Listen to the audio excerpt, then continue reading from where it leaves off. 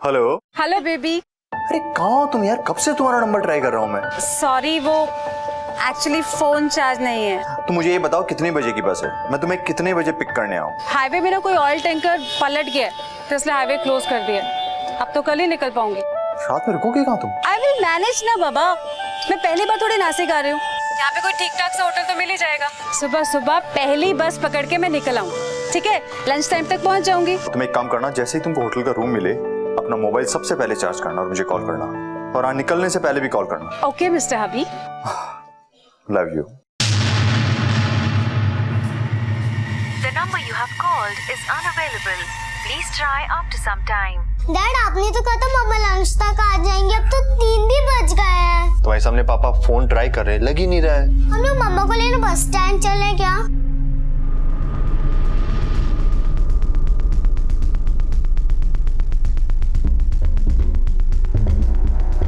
अरे इधर आना यार, इधर आना। हाँ अरे कल नासिक से बसें जाना बंद हो गई थी, हाँ अभी वापस आना शुरू हुई है क्या? हाँ, बसें तो सुबह से चालू हो गई हैं। डैडी मम्मा कब आएंगे? अभी आ जाएगी बेटा।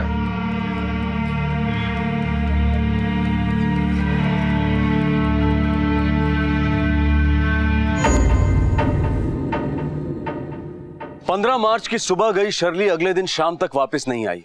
एक के बाद एक बसें आती गईं। उसके पति डेविड और बेटी मोना इंतजार करते रहे, लेकिन शर्ली का कहीं कुछ पता नहीं चला। दूसरे दिन की रात होने में सिर्फ अब थोड़ा ही वक्त बाकी था। आखिर डेविड ने तय किया कि वो पुलिस की मदद लेगा। आपकी वाइफ नासिक कब गई? सर मैंने बताया ना आपको, कल सुबह गई थी वो और रात को वापस लौटने वाली थी, और लास्ट में 8:30 के आसपास उसने नासिक की पीसीओ से कॉल किया था सर। वो नंबर है आपके पास? नंबर हाँ है सर मेरे पास है, दिखाता हूँ सर आपको। ये देखिए सर, लास्ट जिससे कॉल किया था पीसीओ का नंबर। कोई फोटो लाया अपनी वाइफ की? फोटो लाया हूँ सर, ये देखिए सर।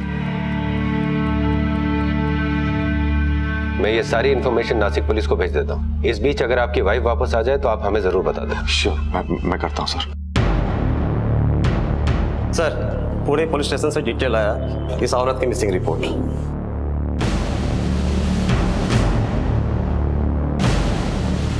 इस डिटेल के मुताबिक कल रात को इस औरत ने नासिक के किसी पीसीओ से कॉल किया था। उसका नंबर भी है यहाँ पे। जल्दी पता लगाओ कि ये नंबर किस पीसीओ का है। Yes sir. हमें वहां पर अभी पूछताछ करनी होगी।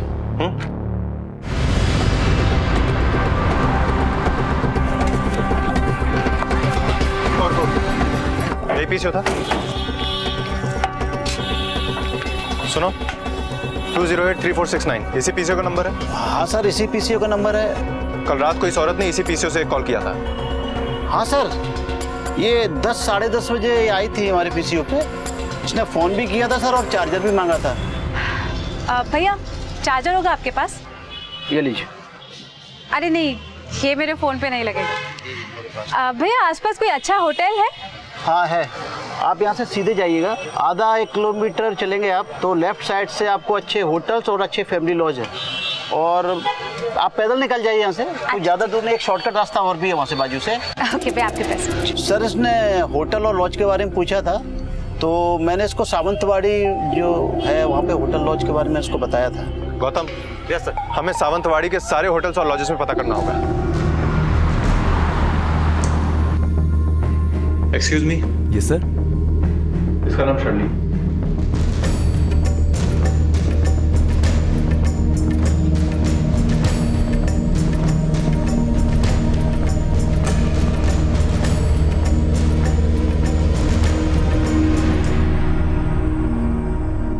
सात दिन बीत चुके थे। डेविड बहुत परेशान था। उसकी बेटी भी रोज यही सवाल करती थी कि मम्मा कब आएंगी। उम्मीद का दिया बुझता जा रहा था, और फिर पुलिस ने तय किया कि वो बस स्टॉप से होटल वाली रोड तक हर छोटे मोटे दुकानदार से, फेरी वालों से, आसपास रहने वाले लोगों से पूछताछ करेगी।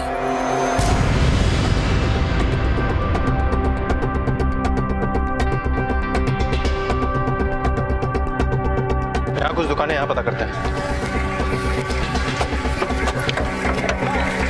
ये औरत 1 हफ्ते पहले रात में इसी रास्ते से कहीं जा रही थी। उसके बाद से इसका कुछ पता नहीं चला। ध्यान से देखिए, शायद आप लोगों ने इसे इसी रास्ते से कहीं जाते हुए देखा। मैंने तो इसको नहीं देखा। बेटा देख, तूने तो नहीं देखा इसको? सब यही औरत थी ये तो नहीं बता सकता, पर 7-8 दिन पहले की रात को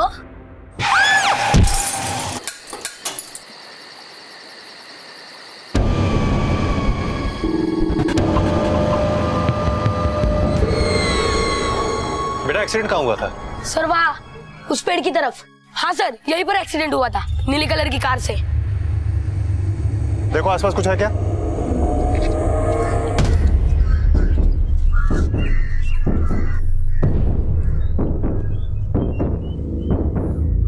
कार की हेडलाइट के टुकड़े हैं।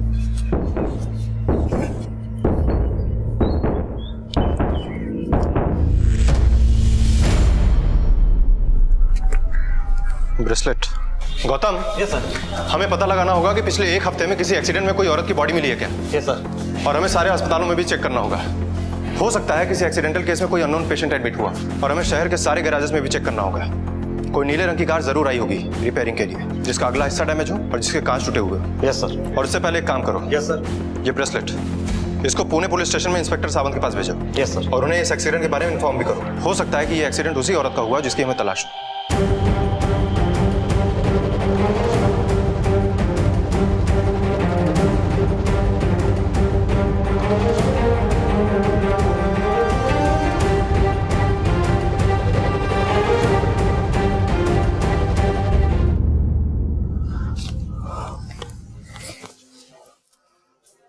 डोंट क्राई बेटा, मम्मा आ जाएगी। हाँ आप हमेशा कहते हो मम्मा नहीं आती है। देखो पापा ने तुम्हारे लिए कितना अच्छा पास्ता बनाया, खाओगी थोड़ा सा? नहीं खाना। थोड़ा सा देखो, टेस्ट करके देखो, थोड़ा सा। एक बार बैठो, देखो कितना अच्छा पास्ता बनाया पापा ने, है ना? Don't cry now. पापा मम्मा आ गई। मम्मा अंकल, आपको कुछ मेरी मम्मा के बारे में पता चला? बेटा तुम अंदर जाओ। इस ब्रेसलेट को पहचानते हैं?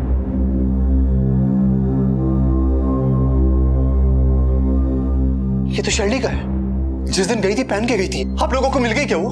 अरे प्लीज कुछ तो बोलिए आप लोग। मिस्टर डेविड प्लीज आप शांत हो जाइए। ये नासिक पुलिस को एक रोड पर मिला। जिस रात आपकी बीवी लौटने वाली थी, उस रात उस रोड पर एक एक्सीडेंट हुआ था। उस एक्सीडेंट स्पॉट पे ये ब्रेसलेट मिला। एक्सीडेंट? कौन से हॉस्पिटल में है वो? Mister David, Nashik police enquiry कर रही है। आसपास के सभी हॉस्पिटल्स में पूछताछ जारी है। जैसे हमें कुछ पता चलेगा हम आपको इन्फॉर्म कर देंगे।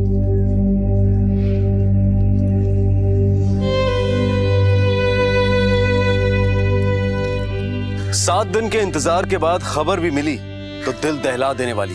आखिर कहां थी शर्ली? वो जिंदा भी थी या नहीं? और तभी पुलिस को एक बेहद चौंका देने वाली दूसरी लीड मिली। फोटो देना। एक्सक्यूज मी, इस औरत को देखा आपने? ये 7-8 दिन पहले हमारे हॉस्पिटल में एडमिट थी। एक्सीडेंट केस था, इसको कोई बाहर छोड़ के चला गया था, तो हमारा वार्ड बॉय भागते हुए बताने आया था। अरे भारती, क्या हुआ? अपना गेट है ना, वहाँ पे एक गाड़ी रुकी और एक औरत को फेंक के भाग गया। तुमने गाड़ी का नंबर नोट किया? अरे किधर से करता, लेकिन हाँ गाड़ी ना ब्लू कलर की है। तुम एक काम करो, पेशेंट को लेके आओ, तो डॉक्टर को इन्फॉर्म करती हो। गणपत, इसकी मदद करो पेशेंट लाने में। चल चल चल चल जल्दी चल। वो पेशेंट कहाँ है? क्या हुआ भारती?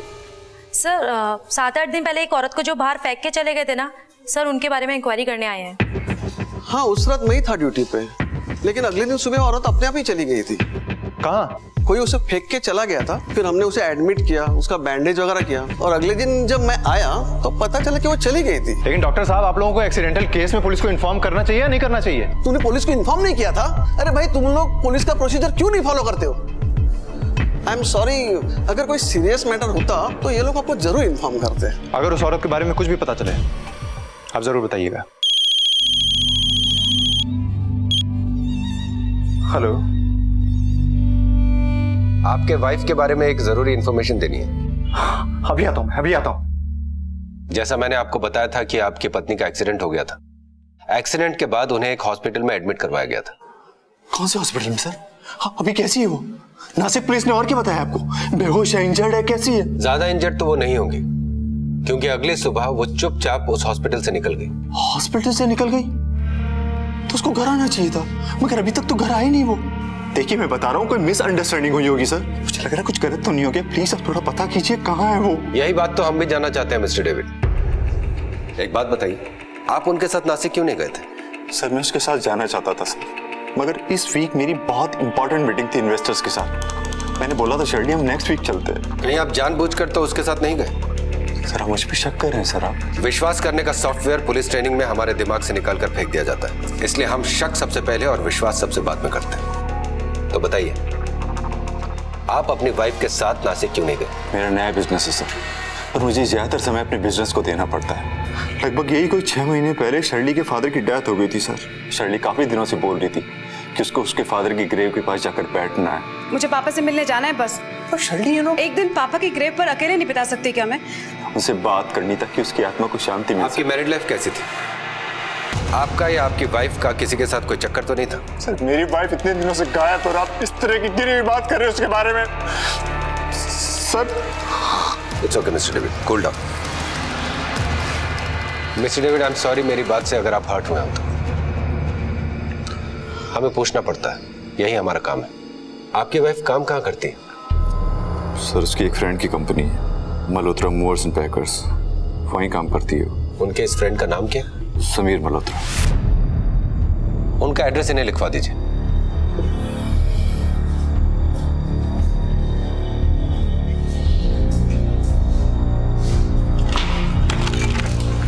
सर ये रहे शर्ली के फोन रिकॉर्ड्स। इससे पता चला है कि जिस दिन वो गायब हुई उससे पहले वाली रात को उनकी एक नंबर पर लंबी बातचीत हुई। और हाँ सर, जिस सुबह वो नासिक के लिए निकली उस सुबह भी उनकी उसी नंबर से बात हुई। और हाँ सर, उसी नंबर से उनके मोबाइल पर मैसेज आया जो उस रिकॉर्ड में है।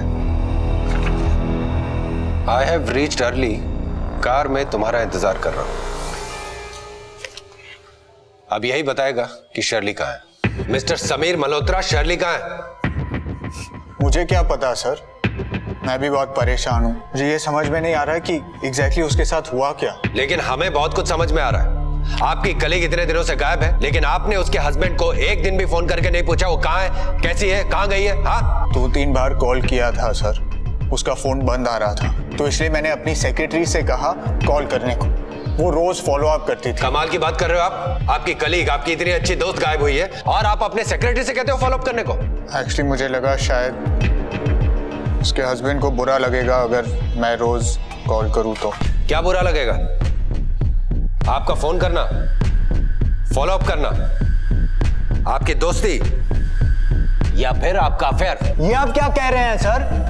वो शादीशुदा है, मेरी दोस्त है, और जहां तक मैं जानता हूं उसका रिलेशनशिप उसके हस्बैंड के साथ बहुत अच्छा है। रिलेशनशिप तो आपके साथ भी बुरा नहीं है, तभी तो अपने हस्बैंड से छुपकर आपके साथ नासिक चली गई। जिस दिन वो नासिक गई थी आपका मैसेज आया था उसे कि आप गाड़ी में उसका इंतजार कर रहे हैं। सर आप बिल्कुल गलत समझ रहे हैं। वो मेरी कॉलेज फ्रेंड है और उस दिन वो बहुत ज्यादा अपसेट थी। अपसेट थी तो आप उसको नासिक ले गए, किया क्या उसके साथ? कहाँ है वो? सर ये सच है, हम नासिक गए थे, लेकिन मैंने उसको सिर्फ उसके डैड के ग्रेवयार्ड तक छोड़ा था। फिर मैं अपनी मीटिंग के लिए गया and I had to stay there for 2 days। वो शाम को बस पकड़ के वापस आने वाली थी। मिस्टर समीर मल्होत्रा, वो आपके साथ नासिक गई थी और फिर वहां पर गायब हो गई। अब आप हमें सब कुछ सच सच बताएंगे या हम अपने ढंग से पूछें?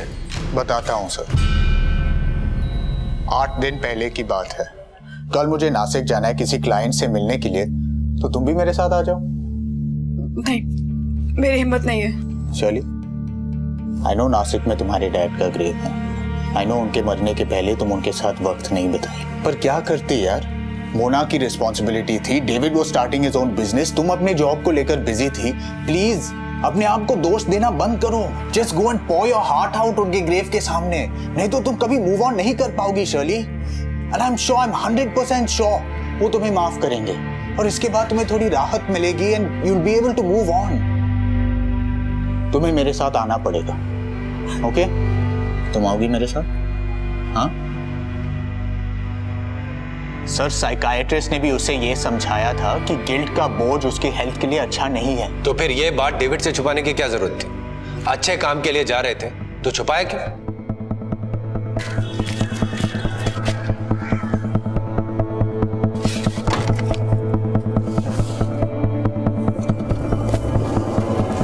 समीर, मैंने डेविड को नहीं बताया। कि तुम्हारे साथ मैं नासिक जा रही हूँ। ये सब क्यों छिपा रही हो उसे? यार तुम तो जानते हो ना, डेविड ने कितनी मुश्किल से ये नया बिजनेस शुरू किया है। मैं नहीं चाहती कि उसका एक भी दिन वेस्ट हो मेरी प्रॉब्लम्स के लिए। वैसे भी ये प्रॉब्लम्स मेरी हैं, मुझे इनसे खुद डील करना है, राइट? अगर मैं डेविड को बताती कि तुम मुझे ड्रॉप कर रहे हो तो वो भी इंसिस्ट करता साथ में आने के लिए, लेकिन मुझे पापा से अकेले मिलना है, बहुत सारी बातें करनी है उनसे। रही बात डेविड की, तो मैं उसे घर पे आके सब कुछ सच बता दूंगी। अब तुम रास्ते में कहीं मत रुकना, अब मुझे सीधा वहीं जाना है जहाँ कतरा रही थी जाने से मैं 6 महीने से। अच्छे फ्रेंड्स थे आप जी। मिस्टर समीर मल्होत्रा, एक बात बताइए, कोई भी शादीशुदा औरत अपने मेल फ्रेंड को रात को 11-12 बजे फोन करके 1-1 घंटा बात करती है क्या? सर हम दोस्त हैं, एक साथ काम करते हैं, इसलिए। पुलिस से कुछ भी छुपाने का मतलब है जुर्म छुपाना, ये बात समझते हैं ना? एजुकेटेड है ना आप? सर उसने ये बात किसी से नहीं बताई, वो क्लिनिकली डिप्रेस थी। डेविड भी ये नहीं जानता था।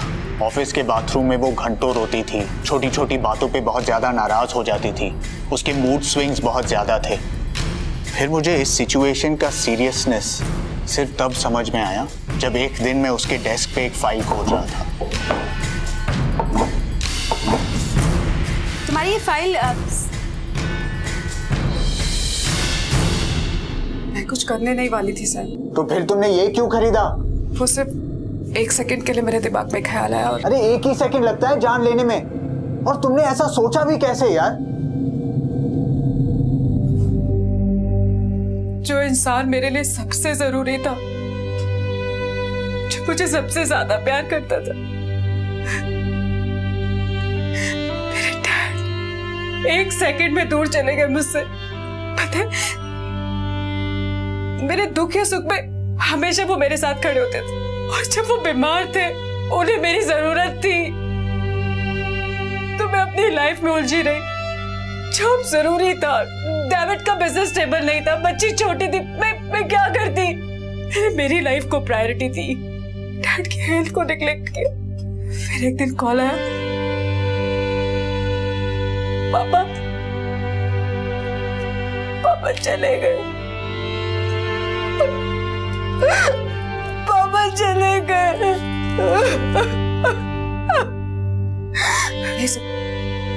मैं अपने आप को कभी माफ नहीं कर सकती, सब मेरी वजह से हुआ। मैं बहुत बुरी हूँ, इसलिए मैं मरना चाहती थी। मेरे पापा। शर्ली, शर्ली प्लीज मेरी बात सुनो। शर्ली लुक एट मी, और भी लोग हैं तुम्हारी फैमिली में। What about David and Mona? उनको भी तुम्हारी जरूरत है।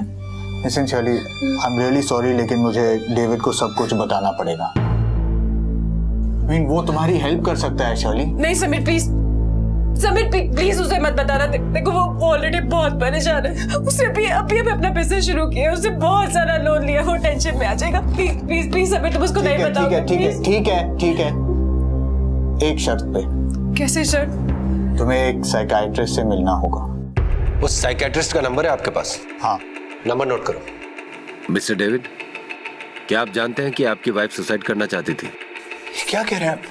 ऐसा कुछ नहीं था इंस्पेक्टर। जी हाँ, पिछले 4-5 महीने से वो डिप्रेशन में थी। उनका इलाज भी चल रहा था डॉक्टर पगारे से। ये बात समीर मल्होत्रा ने हमें बताई और हमने डॉक्टर से कंफर्म भी किया। मगर शिल्डे ने ये बात मुझे कभी नहीं बताई। हाँ वो थोड़ी विजिबली अपसेट रहती थी, मगर अरे शर्ले मेरा अरे दूध, ध्यान कहाँ है तुम्हारा? तुम्हारी आंखों के सामने सारा दूध गिर रहा है। एक्चुअली ऑफिस में थोड़ा टेंशन चल रहा है, बस वही सब दिमाग में चल रहा था। सॉरी। मगर मुझे ये नहीं पता था कि वो इतनी डिप्रेस थी। मगर उसने मुझसे ये सब क्यों छुपाया? हो सकता है कि वो नहीं चाहती हो कि मैं और टेंशन लूं। मेरे ऊपर काम का ऑलरेडी बहुत सारा प्रेशर था। उसकी नेचर ही ऐसी है कि अपनी प्रॉब्लम्स, अपनी टेंशन्स किसी पर नहीं थोपती। कहीं उसने सुसाइड तो नहीं कर लिया? एक तरफ मुंबई पुलिस सुसाइड की थ्योरी के आधार पर तहकीकात कर रही थी और दूसरी तरफ नासिक पुलिस उस नीली गाड़ी की तलाश कर रही थी। सर बस स्टैंड के बाजू में गैरेज है, उधर सब पता चल गया। एक ब्लू कलर की गाड़ी एक्सीडेंट की अगली सुबह उसी गैरेज में आई थी और सर उस गाड़ी के हेडलाइट्स और डंपर दोनों डैमेज थे। गाड़ी के मालिक का और उसका एड्रेस पता चला? हाँ सर।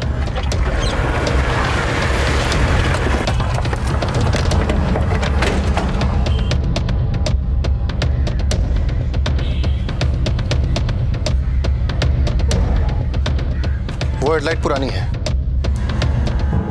और ये वाली नहीं है।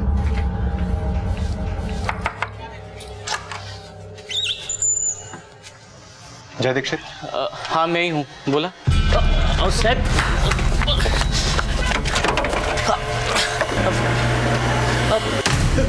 सर जानबूझ के नहीं किया सर, वो तो एक एक्सीडेंट था, हम तो उसको जानते भी नहीं थे सर। जब तुम्हारी गाड़ी से एक्सीडेंट हुआ तो तुमने पुलिस को इन्फॉर्म क्यों नहीं किया? सर मैं डर गया था सर। पी के गाड़ी चला रहा था क्या? सच सच बोल नहीं तो। उस रात को मैं और मेरा फ्रेंड अर्जुन एक बार से वापस आ रहे थे। अरे भाई संभाल, तू क्या कर रहा है?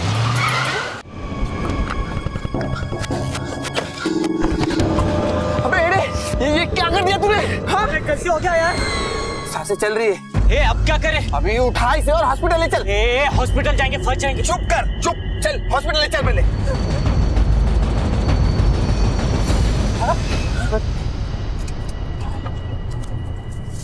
जब तुम दोनों उस औरत को हॉस्पिटल में एडमिट कराने की सोच रहे थे तो उसे हॉस्पिटल के गेट पे ही क्यों छोड़ के चले गए? उसका सर फट गया था, बहुत खून बह रहा था, उसकी बचने की कोई उम्मीद नहीं थी, इसलिए उसको हॉस्पिटल के बाहर ही। ये जय बोल रहा है कि उस औरत की हालत सीरियस थी, जबकि हॉस्पिटल में हमसे डॉक्टर ने कहा कि वो खुद ही ठीक होकर अगले दिन चली गई। हमने उसे एडमिट किया, उसका बैंडेज वगैरह किया और अगले दिन जब मैं आया तो पता चला कि वो चली गई थी। इसका मतलब कि वो डॉक्टर हमसे झूठ बोल रहा है। सर उस रात तो ड्यूटी पे गणपत था।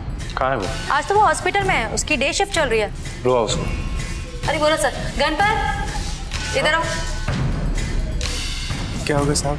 जिस रात एक औरत तुमको हॉस्पिटल के गेट में मिली थी, उस रात तुम्हें थे ड्यूटी पे? जी मैं ही था।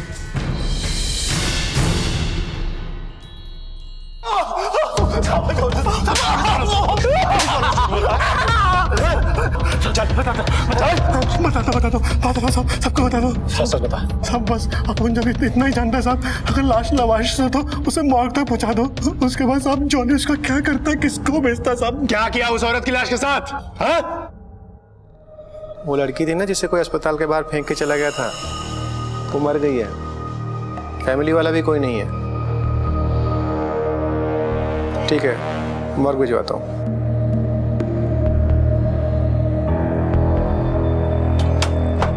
जॉले, अरे जॉले, बॉडी आ गई है। बोला नहीं था फोन में, लेडीज है। साहब जब एक हफ्ते तक कोई पूछने नहीं आया तो अपन ने जॉली को दोबारा से फोन करके बता दिया कि लाश लावारिस है। आगे बता। जॉली तेरा ही नाम है? हाँ साहब मेरा नाम है जॉली। गणपत ने बताया कि 10 दिन पहले यहाँ पर एक लावारिस औरत की लाश आई थी। साहब मैं चेक करता है थोड़ा, 1 मिनट में बताता है। नहीं साहब, 10 दिन पहले ऐसा कोई भी लाश नहीं आया। गणपत को गलत फहमी हुआ है साहब, आप रिकॉर्ड चेक कर लो मांगता है तो।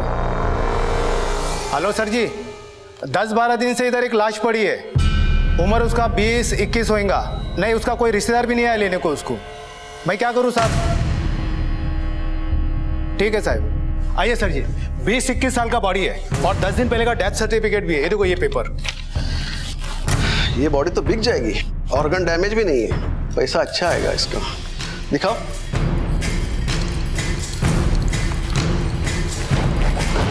अरे ये क्या है?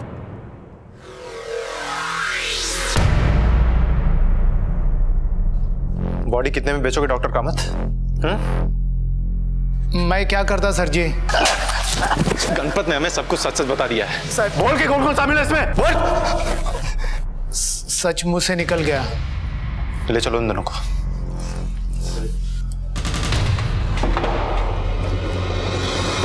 चल, अब सब कुछ शुरू से बोल। हाँ, वो औरत 10 दिन पहले हॉस्पिटल आई थी और उसी रात उसकी डेथ भी हुई थी। फिर हम लोग ने उसकी बॉडी मॉर्ग में भेज दी। हफ्ते भर तक का इंतजार किया, लेकिन जब कोई क्लेम करने आया ही नहीं तो फिर हम लोग ने बॉडी भेज दी। कोई क्लेम करने आता भी कैसे? तुमने तो पुलिस को इन्फॉर्म भी नहीं किया था, और जब पुलिस आई भी तो तुमने कह दिया कि वो ठीक होकर चली गई। क्यों? सर, जब हम लोग ने बॉडी बेच दी तो अगले दिन आप लोग आ गए थे। फिर मैंने कहानी गढ़ दी कि वो औरत ठीक होकर चली गई। डॉक्टर होकर लाशों का कारोबार करते हो? वैसे करते क्या हो लाशों का? हाँ, हम लोग वो मेडिकल इंस्टीट्यूट को बेच देते हैं। वहाँ एनाटॉमी के स्टडीज के लिए डेड बॉडी की जरूरत पड़ती है, और बॉडीज तो इतनी आसानी से मिलती है नहीं, इसलिए हम लोग लावारिस लाशों को बेच देते हैं। लावारिस लाश नहीं थी सर, वो लावारिस लाश नहीं थी। मेरी बेटी की माँ, मेरी पत्नी, मेरी जिंदगी थी वो।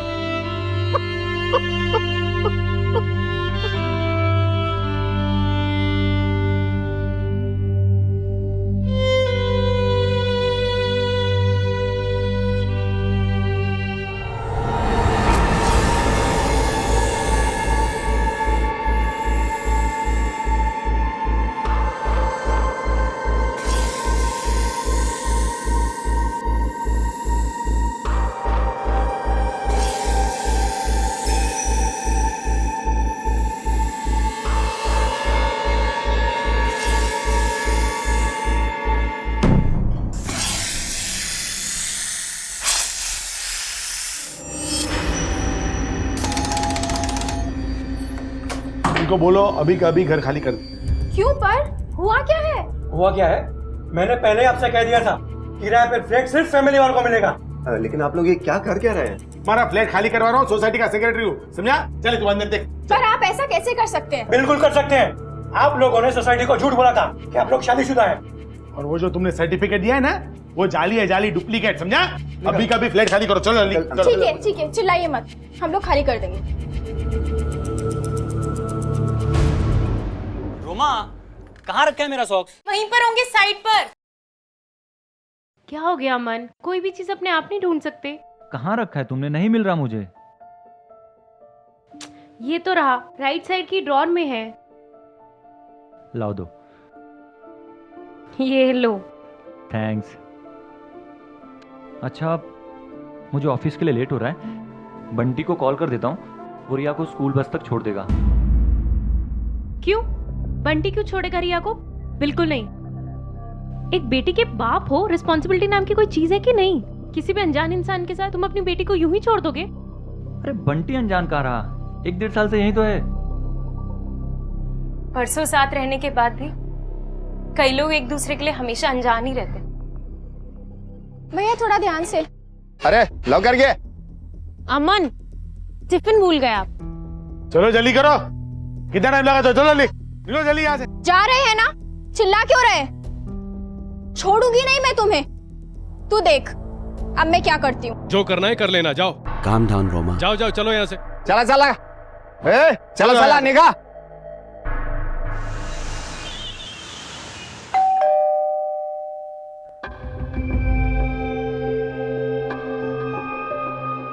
रिया बेटा। हाय बच्चा, चलो गार्डन में चलते हैं। रिया, अंदर जाओ, अपनी कॉपी और पेंसिल उठाओ और अंदर जाकर होमवर्क करो। चलो जाओ अंदर। अरे बच्ची थोड़ी देर के लिए गार्डन में खेलेगी पापा तो। प्लीज, इस वक्त रिया की पढ़ाई का टाइम है, रिया कहीं नहीं जा सकती। आप फिर कभी आना प्लीज।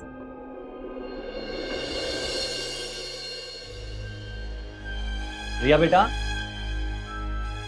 नानू के साथ खेलने जाना है? अमन, रिया कहीं नहीं जाएगी। मैंने कहा ना, इस वक्त उसकी पढ़ाई का टाइम है। अमन, जब रोमा मना कर रही है तो तुम क्यों जबरदस्ती कर रहे हो बेटा? माँ प्लीज जाने दो उसे, पापा खुद आए हैं लेने के लिए। क्या? जाओ नानू के साथ। आजा आजा आजा आजा।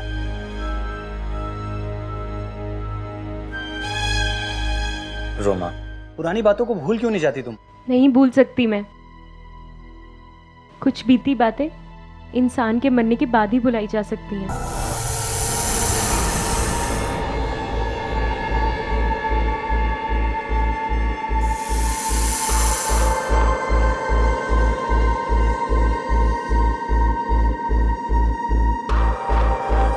यहाँ पे खेलो। हाँ, कुछ होगा मम्मा को बुलाना। ओके?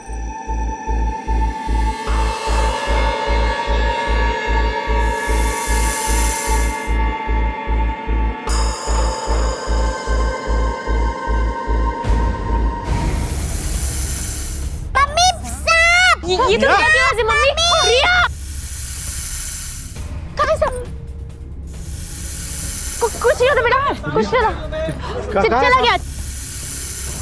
क्या हुआ बंटी? सब क्या हुआ? कोई सांप नहीं आ रहा। आप लोग घबराओ मत, मैं सपेरे का बेटा है ना, बचपन में बहुत सांप देखेला। आप लोग टेंशन ना लो, मैं भी पकड़ता है सांप। पकड़ जल्दी पकड़। मैं पकड़ता है।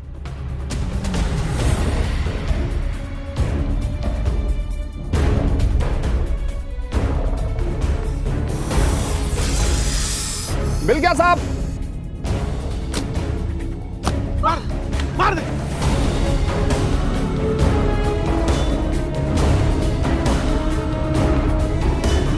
बंटी, इसे ना जला जरूर देना। जोड़े से होते ये बदला लेने जरूर आते। बंटी जला देना उसे।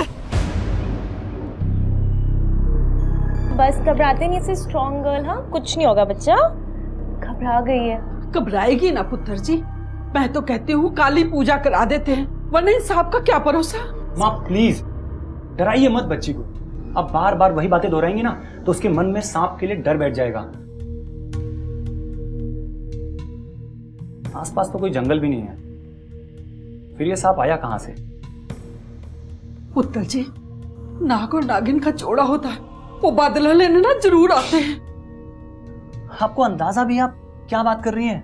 ये नाग नागिन जोड़ा, नाग को दूध पिलाना, ये सब बकवास है, कोरी कहानियां हैं सब।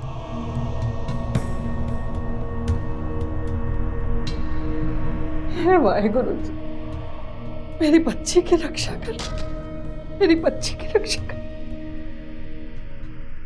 क्या सांप को मारने पर उसकी आंखों में मारने वाले की तस्वीर रह जाती है और फिर सांप का जीवन साथी वो तस्वीर देखकर बदला लेने आता है? शहर की एक सोसाइटी में सांप के निकलने से डर का माहौल पैदा हुआ और जहां डर वहां पूजा पाठ और अंधविश्वास।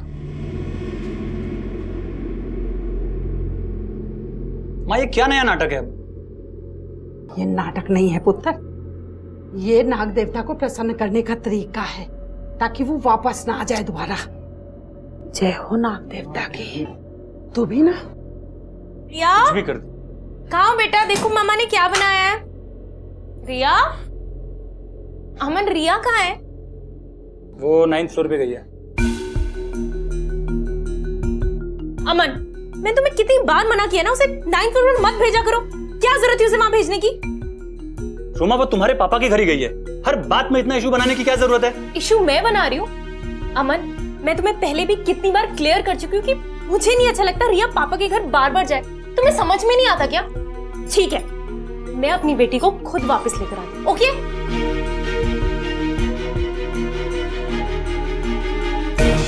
ए बंटी जी साहब। अरे वो ड्रेनेज का पाइप ठीक हुआ या नहीं? अब बस 2 मिनट हो गया। 2 मिनट तारी 2 मिनट क्या रहे पच्चे को खबर। रिया, रिया उठो वहां से, ये सब उठाओ और चलो घर। अरे मैंने मना किया था ना यहाँ पर आने के लिए। हाँ क्या है बेटे? अरे अभी अभी तो आई है वो। क्योंकि मैं नहीं चाहती रिया यहाँ पर 1 मिनट भी और रुके। चलो।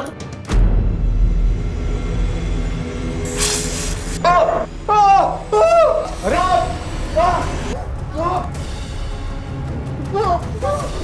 बंटी बंटी बंटी बंटी बंटी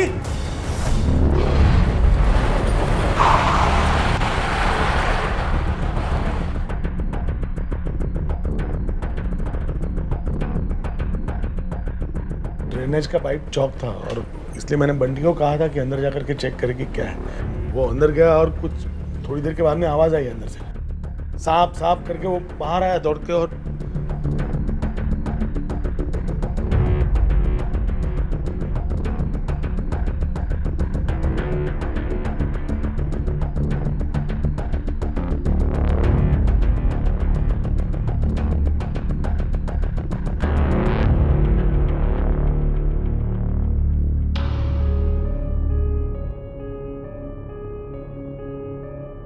मौत तो सांप के काटने से हुई है,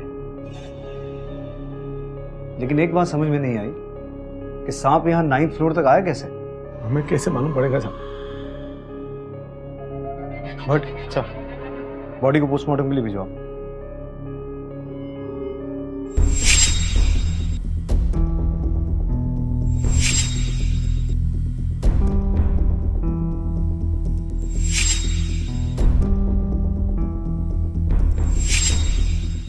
सब क्या है? कुछ नहीं सर, पढ़े लिखे मूर्खों का अंधविश्वास। कुछ दिनों पहले हमारी बिल्डिंग में एक सांप निकला था जिसे इस बंटी ने ही मारा था। तब से इन लोगों को लगता है कि वो सांप वापस लौटेगा अपना बदला लेने के लिए। रोज का यही तमाशा है। सर, मैंने आज तक किसी सांप को 9वें फ्लोर तक चढ़ते नहीं देखा। एक काम करो, स्नेक रेस्क्यूअर को बुलाओ, क्योंकि इस खतरे से बिल्डिंग वालों की हिफाजत जरूरी है। Yes sir.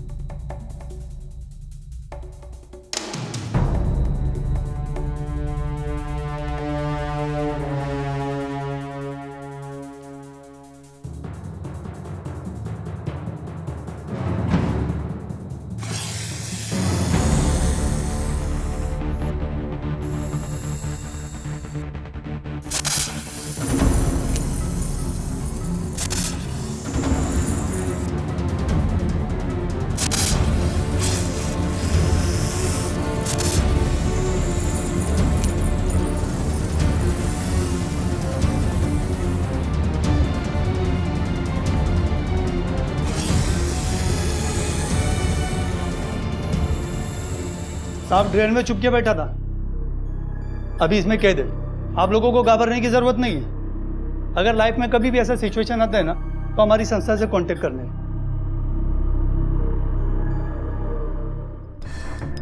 Sir, postmortem report से कंफर्म हो गई, बंटी की मौत स्नेक बाइट से ही हुई।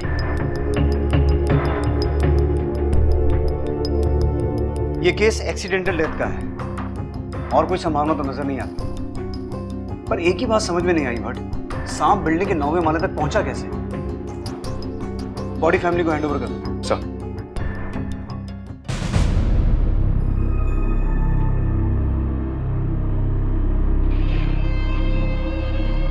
तुम लोग देख लेना, वो सांप ना फिर लौटेगा।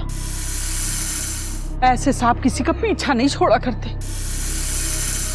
चुपचाप घर चल, तुझे पता नहीं है बगीचे में से सांप निकलता है?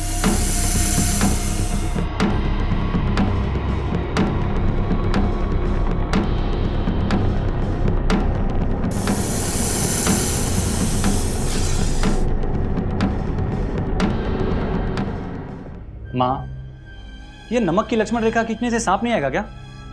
अमन, मैं जो कर रही हूं ना, बस तू मुझे करने दे।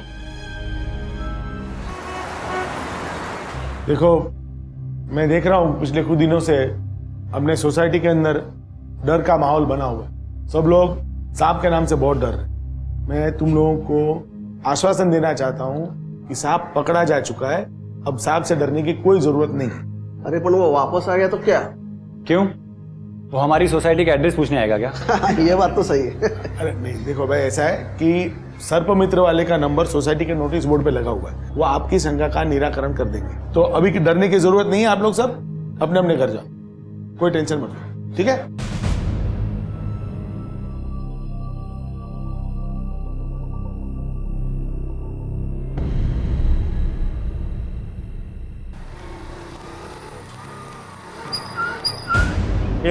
अंधा है क्या बुड्ढा? बदतमीज, सारा खुद आकर के मेरे को गाड़ी ठोकता है और मेरे को बोलता है अंधा है। तमीज नहीं है तेरे को? गलती किसी की भी हो बुड्ढे, भारी तो तेरे को ही पड़ेगी एक दिन। ठीक से बात कर, समझा ना तू मेरे से? क्या तमीज से? क्या होंगे? अरे पता नहीं, आकर के इस तरह से बोलता है। इधर क्या पुलिस को बुला, बुला पुलिस को।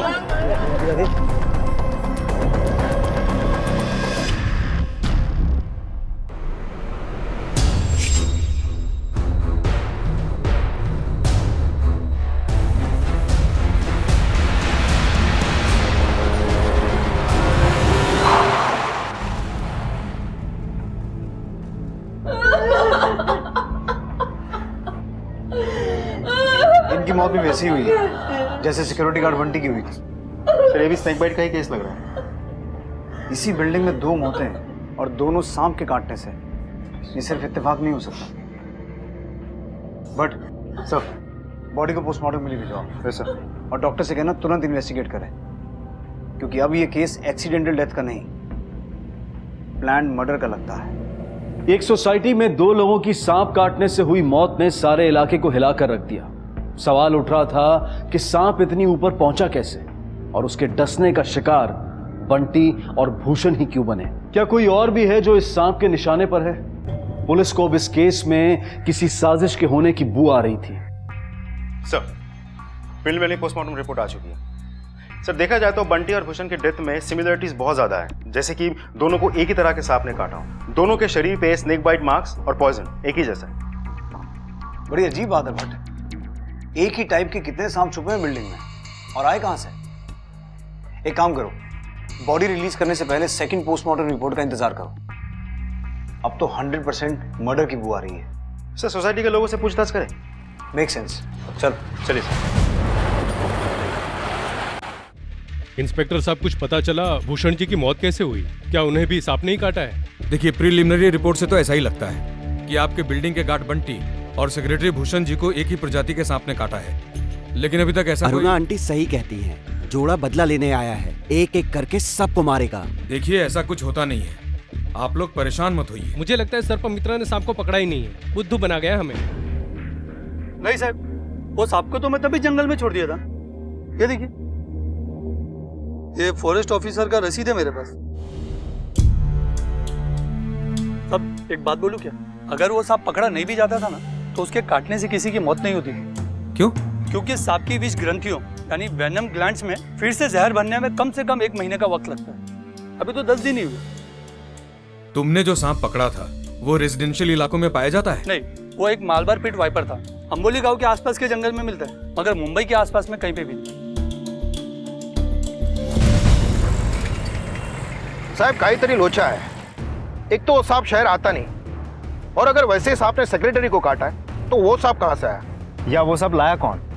अब ये तो हमें अंबोली गांव चलकर ही पता चलेगा, जहां ये सांप पाए जाते हैं। पता तो चले, एक ही जाति के 2 सांप जंगल छोड़कर शहर आए कैसे? एक काम करो, गाड़ी सपेरों की बस्ती की तरफ लो।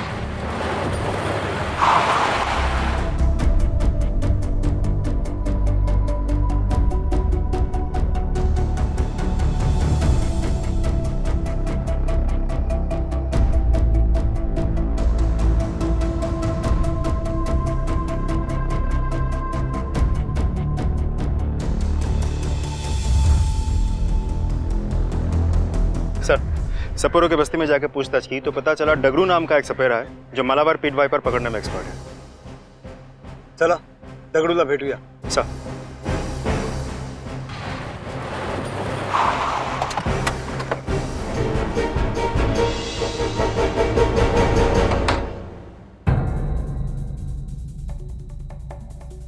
काय झालं साहब?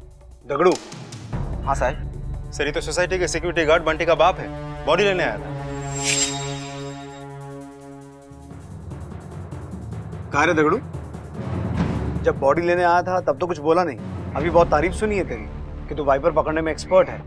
अब सीधा सीधा बताएगा, जो सांप तेरे बेटे बंटी को काटा वो समर्पण सोसाइटी में कैसे आया? साहब मैं डर गया था साहब। ऐसा क्या किया था जो डर गया था? साहब, मेरे को एक दिन बंटी का फोन आया, वो बोला कि जहरीला सांप मांगता है। मैं बोला काय को, पर वो बोला सिर्फ आप लेके आने का, पैसा मिलेगा।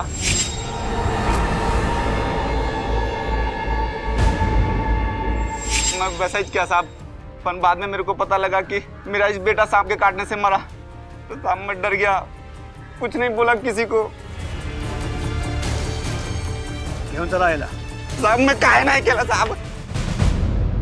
सर, सबसे पहले पार्क में एक सांप मिलता है जिसे बंटी ने मार दिया, और यहीं से किसी को आइडिया मिला कि सांप का इस्तेमाल किया जा सकता है मर्डर के लिए, और मर्डर प्लान करने वाला ये अच्छी तरह से जानता था कि बंटी का बाप सपेरा है।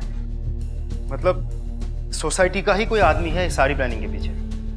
बट बंटी गया था सेक्रेटरी भूषण का ड्रेनेज पाइप ठीक करने, और बंटी वो आदमी है जिसने सांप अरेंज किया था अपने बाप के थ्रू। बट इसका मतलब ये हुआ कि प्लानिंग थी भूषण को मारने की, लेकिन सांप ने गलती से बंटी को ही डस लिया। और साहब, दगड़ू बोला कि एक ही सांप, तो दूसरा सांप कहां से आएगा? क्योंकि बंटी तो पहले मर चुका था। तो फिर सर, ये कौन हो सकता है जो सेक्रेटरी भूषण को मारना चाह रहा था? इसका जवाब हमें सोसाइटी से ही मिलेगा। नाही साहेब, मला काहीच माहित नाही. हमारी तो रातों की नींद हराम हो गई है. भूषण जी का किसी के साथ कोई झगड़ा? हाँ सर, एक बाइक वाला हमसे टकराया था और उन लोगों ने उन्हें धमकी भी दी. कौन थे वो लोग? कोई जान पहचान वाला या आसपास की सोसाइटी से कोई? नहीं सर, यहाँ तो पहले उनको कभी नहीं देखा. सर मुझे उनके बाइक का नंबर याद है, MS022558 था. हट सर, इस बाइक का पता लगा. मैं रोमा से मिल के आता हूँ. भूषण जी की बेटी है, उसे कुछ तो पता होगा. रोमा जी, कुछ दिन पहले 2 बाइक वालों ने भूषण जी को धमकी दी थी. आप उनकी बेटी हैं, आपसे कुछ बात की थी उन्होंने? जी नहीं सर, पापा ने कभी इस बारे में कोई जिक्र नहीं किया. लेकिन हाँ सर, कुछ दिनों पहले पापा ने एक कपल को सोसाइटी से निकाला था. छोड़ूंगी नहीं मैं तुम्हें. तू देख अब मैं क्या करती हूँ. आपके पास वीना और उसके पति का कोई एड्रेस या नंबर है? हाँ सर, वो लोग टेनेंट थे तो ऑफिस के पेपर्स में होगा ही. Thank you. दामले, ये सोसाइटी ऑफिस से एड्रेस और नंबर लो और दोनों को उठा के लाओ. जी सर. मैं तुझे छोड़ूंगी नहीं, यही कहा था ना भूषण को? हाँ सर, लेकिन हमारा मतलब वो सब नहीं था. हम दोनों तो बहुत पीसफुली रह रहे थे सोसाइटी में. लिव इन रिलेशनशिप है हमारी, और उसे क्या जरूरत थी हमारी लाइफ में इंटरफेयर करने की? तो इस वजह से मरवा ही दिया उस बेचारे को? नहीं सर, आप गलत इल्जाम लगा रहे हैं. हमें गुस्सा था उससे, बहुत गुस्सा था, लेकिन सर इतना नहीं कि हम उसकी जान ले लें. यही लोग जिन्होंने सेक्रेटरी को धमकी दी.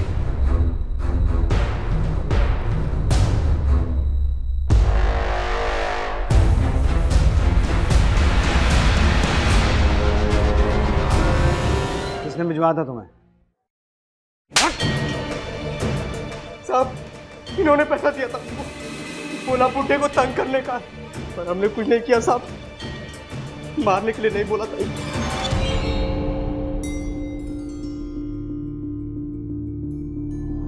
तो ये था तुम्हारा बदला लेने का पहला स्टेप?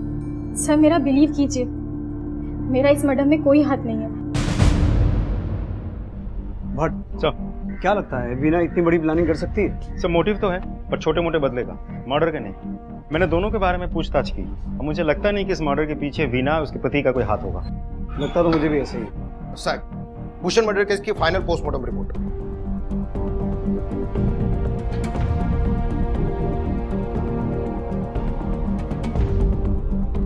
मौत सांप के जहर से हुई है, वाइपर के जहर से, लेकिन सांप के काटने से नहीं. साहब, शरीर पे जो सांप के काटने के निशान मिले हैं, एक्चुअली वो सिरिंज के हैं.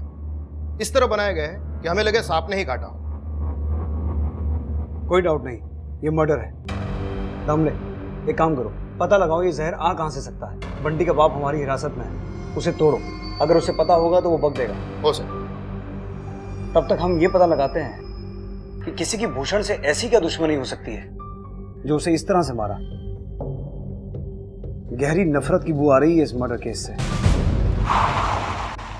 हम आपको क्या बताएं, अपने बाप से बात नहीं करती वो औरत. बेटी है, थोड़ा बाप के लिए सोचना चाहिए था.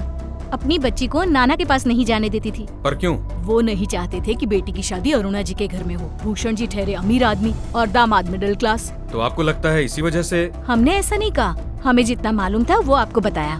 Thank you. बट मैं रोमा से मिल के आता हूँ. तुम इस बिल्डिंग में और लोगों से पूछताछ जारी रखो. भूषण जी इस बिल्डिंग के सेक्रेटरी थे, बहुत से लोगों से दुश्मनी हो सकती है उनकी. हाँ सर, मैं गुस्सा थी पापा पर. दरअसल मैं अमन से प्यार करती थी और इन्हीं के साथ शादी करना चाहती थी, लेकिन पापा नहीं चाहते थे कि मेरी शादी अमन के साथ. इसलिए उन्होंने एक दिन जाकर अमन के खिलाफ पुलिस कंप्लेन कर दी कि वो एक नाबालिग लड़की के साथ शादी कर रहा है, जबकि ऐसा कुछ भी नहीं था. उनका मानना था कि अमन मेरे लायक नहीं है, जबकि हम एक ही सोसाइटी में रहते थे. लेकिन पापा को ऐसा लगता था कि अमन और उनका स्टेटस मैच नहीं करता.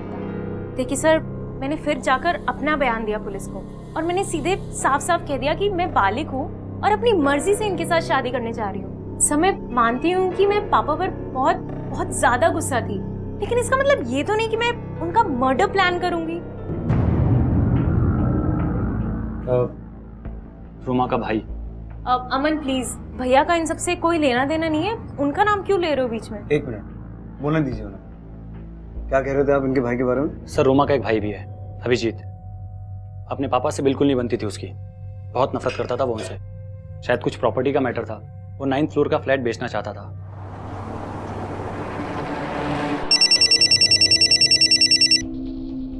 हाँ बोलो दामले। साहब अम्बोली जंगल की बस्ती में सब जगह पूछताछ किया, कहीं से कोई भी इन्फॉर्मेशन नहीं मिला कि सांप का जहर आया कहाँ से। बंटी के बाप दगड़ू को भी धोया, लेकिन वो एक ही बात बोलता है कि उसको नहीं मालूम। दामले तुम पूछताछ जारी रखो, क्योंकि जब तक ये पता नहीं चलेगा कि जहर आया कहाँ से, ये केस सॉल्व नहीं होगा। हो साहब। ठीक है सर, पता चला कि 408 में रहने वाली शर्मा फैमिली को भी सेक्रेटरी से प्रॉब्लम है। वो भूषण को सेक्रेटरी के पोस्ट से हटाना चाहते थे। हालांकि 1 साल पहले तक भी दोनों फैमिलीज में सब कुछ ठीक ठाक था। चलो शर्मा फैमिली से बात करते। सर। मिस्टर शर्मा, हमें पता चला है कि सेक्रेटरी भूषण के साथ आपकी कोई प्रॉब्लम थी। नहीं, ऐसा तो कुछ नहीं है। क्या किसी ने आपको कुछ बोला?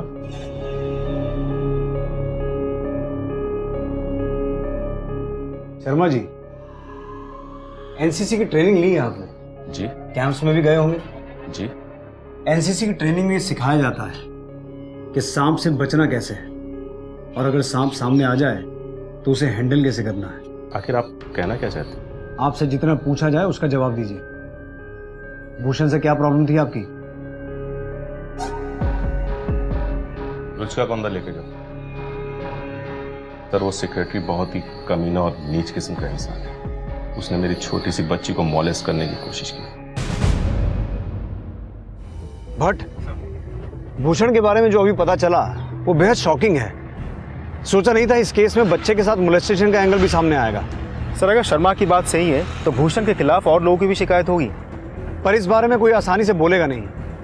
एक काम करो भट्ट, अपनी लेडी कांस्टेबल सुषमा को सोसाइटी में सादे कपड़ों में भेजो, उसे वहां के लोगों से बात करने दो। हो सकता है इस बारे में और भी बहुत कुछ सामने आए। अपने पिता की प्रॉपर्टी पे नजर थी तुम्हारी? सर, नजर जैसी कोई बात नहीं। मैं बस अपने पापा को समझा रहा था कि ये प्रॉपर्टी बेच देते हैं, अच्छी खासी कीमत मिल जाती और हम कहीं शिफ्ट हो जाते, और मुझे भी बिजनेस स्टार्ट करने के लिए, इन्वेस्टमेंट के लिए हेल्प हो जाती, और वो राजी नहीं हुए सर। तो ये रास्ता चुना तूने अपने पिता की प्रॉपर्टी हासिल करने के लिए? सर, ऐसी कैसी बातें कर रहे हैं आप? हम तो ऐसी वैसी ही बातें करते हैं। जिस वक्त तुम्हारे पिता की मौत हुई, कहाँ थे तुम? मैं एक ऑर्केस्ट्रा बार में था, दहीसर में। और घर कब लौटे?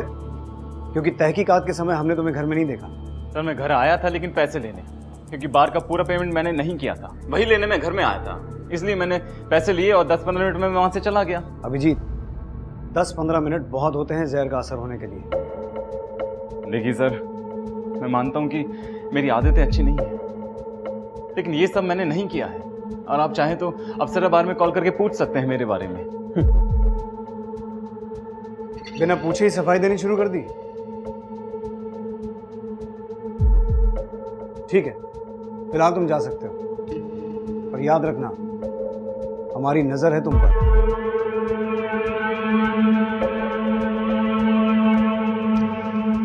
सर, भूषण के बेटे के पास खून करने की वजह तो है, लेकिन वजह तो शर्मा के पास भी है, क्योंकि उसकी छोटी सी बच्ची के साथ घिनौना जुर्म किया था भूषण ने। सर, सोसाइटी में पूछताछ जारी है, लेकिन अभी तक किसी और ने भूषण के बारे में वैसा कोई कंप्लेंट नहीं दर्ज करवाई। और कांस्टेबल गावड़े बोल रहा था कि बहुत सारे ऐसे माँ बाप हैं जो अपने बच्चों को भूषण से दूर रखते हैं, लेकिन सामने को कोई बात ही नहीं करना चाह रहा है।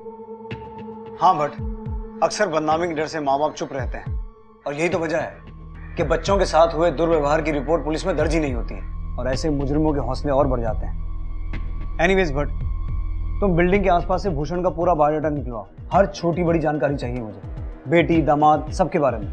सब कोशिश करना छोटे बच्चों से बात करो, क्योंकि छोटे बच्चे अक्सर ऐसा सच बोल देते हैं जो बड़े बोलने से कतराते हैं। क्या और भी कोई बच्चा शिकार हुआ था उसके इस दुष्कर्म का? क्या उन्हीं में से किसी एक ने भूषण से अपना बदला लिया था, या फिर कोई और वजह थी इस हत्या की? हाँ बोलो दामले। साहब, मला एक माहिती भेटली आहे। कुछ लोग हैं जो चोरी छुप के सांप का जहर निकाल के बेचते हैं। क्या? हाँ साहब, ये लोग सांप पकड़ने में एक्सपर्ट तो है, साथ में इसका जहर निकाल के बेच भी देते हैं। मैं उसके आगे भी पूछताछ करता हूँ। सर, सोसाइटी वालों से पता चला कि भूषण अक्सर बच्चों के साथ ही रहता था। इससे पहले भी कई लोगों ने उसकी हरकतों के खिलाफ शिकायत की, पर फैमिली वालों ने बात दबा दी। सब 2-3 लोग हैं, मैं उनका नाम और पता बताऊंगा, पर अपना नाम बीच में नहीं आना चाहिए सर। जल्दी बता, तेरा नाम नहीं आएगा।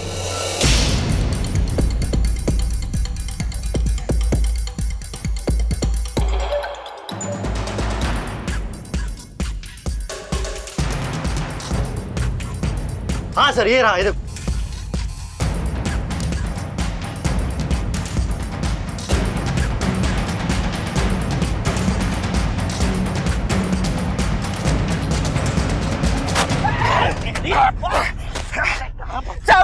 नहीं मालूम साहब। साहब मेरे को कुछ नहीं मालूम साहब। काहे रे? समर्पण सोसाइटी में किसको सांप का जहर बेचा? साहब मैं बताता है साहब। साहब एक बाई थी साहब। आगे बोल, आगे बोल। साहब उसने मेरे को 5,000 रुपया दिया, बोला कि किसी को बताने का नहीं। चेहरा याद है उसका? हाँ साहब।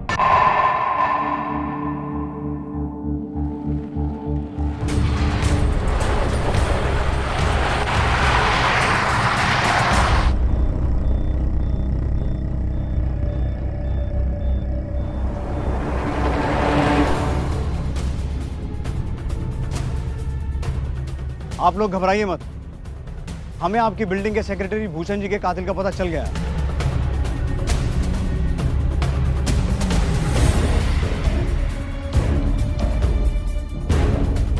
रोमा, चलो हमारे साथ, अरेस्ट करो इन्हें।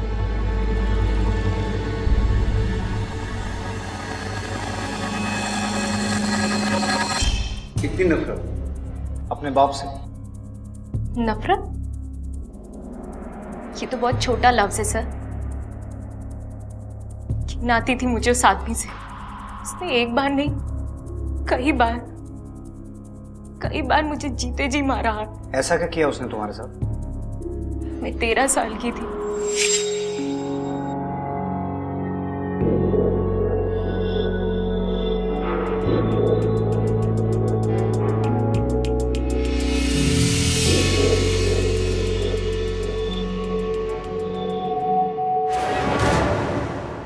फिर 1 महीने बाद वो वापस से मेरे कमरे में आया।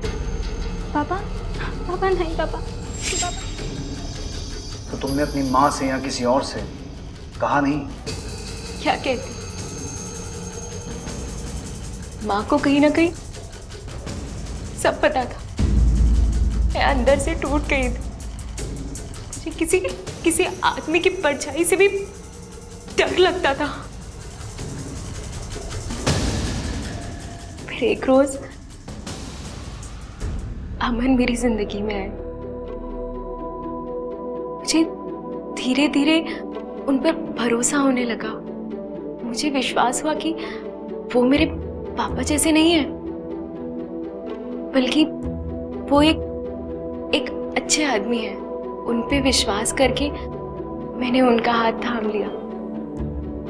सब कुछ ठीक हो रहा था, लेकिन फिर एक दिन। चलो मेरे साथ अंदर चलकर देखेंगे। हाँ, लेकिन इस बार उसने अपनी हद पार कर दी थी। उसकी गंदी नजर मेरी बच्ची पर थी। तभी तय कर लिया, इस आदमी को जीने का कोई हक नहीं। चाहे कुछ भी हो जाए, मैं सेवान को जिंदा नहीं रहने दूंगी। फिर सोसाइटी में एक दिन सांप निकला और मेरे दिमाग में एक प्लान बना। मुझे जहरीला सांप ला कर दो। मैडम? फिर बंटी सांप लेकर आया।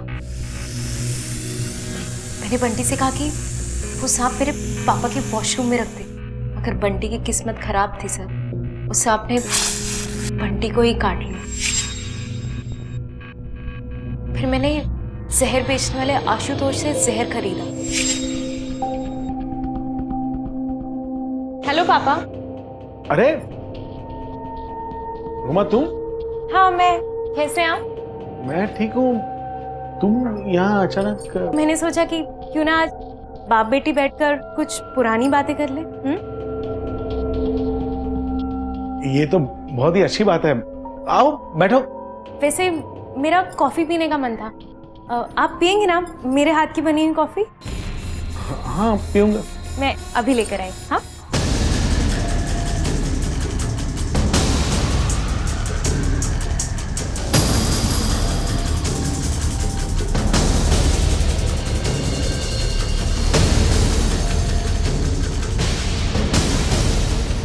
बहुत सुकून मिला मुझे उस आदमी को मरता देखकर। चैन की नींद सोई।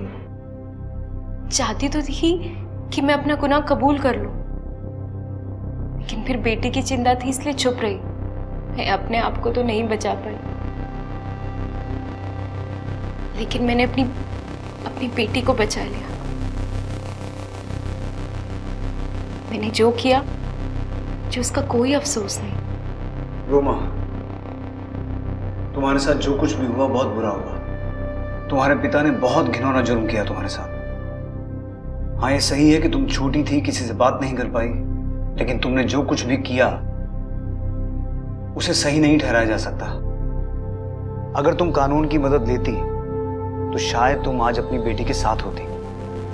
गुस्सा और नफरत हमें ही खत्म करते हैं, लेकिन हमें ऐसा लगता है कि हमने किसी और को खत्म कर दिया।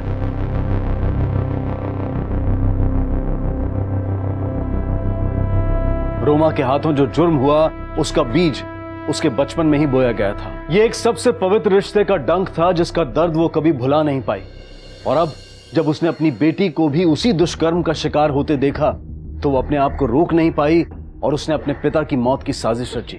चाइल्ड सेक्सुअल अब्यूज की खबरें हम अखबारों में पढ़ते हैं, टीवी पर देखते हैं, लेकिन हमें अंदाजा नहीं होता कि न जाने कितने मासूम बच्चे इस जुर्म का शिकार होते हैं। आंकड़ों के हिसाब से देखा जाए तो भारत में सेक्सुअली अब्यूज्ड बच्चों की संख्या दुनिया के किसी भी अन्य देश से अधिक है। Union ministry of women and child development के आंकड़ों के अनुसार एक सर्वेक्षण में उन्होंने 53% बच्चों को इस विकृति का शिकार पाया और ज्यादातर केसेस में बच्चों के शोषण के जिम्मेदार होते हैं उनके बेहद करीबी लोग। अगर बचपन में ही रोमा को उसकी माँ का सहारा मिला होता तो उसकी जिंदगी की कहानी कुछ और होती, लेकिन अक्सर माता पिता, करीबी रिश्तेदार ऐसे शोषण की जानकारी मिलने के बाद चुप्पी साध लेते हैं। डर होता है बदनामी का, जबकि डर होना चाहिए बच्चों के मन पर ऐसे शोषण के बुरे असर का। बच्चे उम्र भर ये कड़वी यादें लेकर बड़े होते हैं, लेकिन भुला नहीं पाते वो डंक, वो दर्द। याद रखिए, आंखें बंद कर लेने से अंधेरा नहीं हो जाता, जुल्म को चुपचाप सह लेने से हालात नहीं बदल जाते।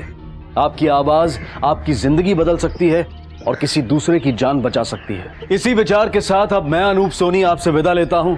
फिर मुलाकात होगी अगले एपिसोड में एक और चौंका देने वाले केस के साथ। तब तक अपना और अपने परिवार का ख्याल रखें और देखते रहें क्राइम पेट्रोल डायल 100। सबक एक को सीख हम सबको। जय हिंद। क्राइम पेट्रोल के और भी दिलचस्प कहानी देखने के लिए हमारे चैनल को सब्सक्राइब करें और बेल आइकॉन दबाना न भूलें।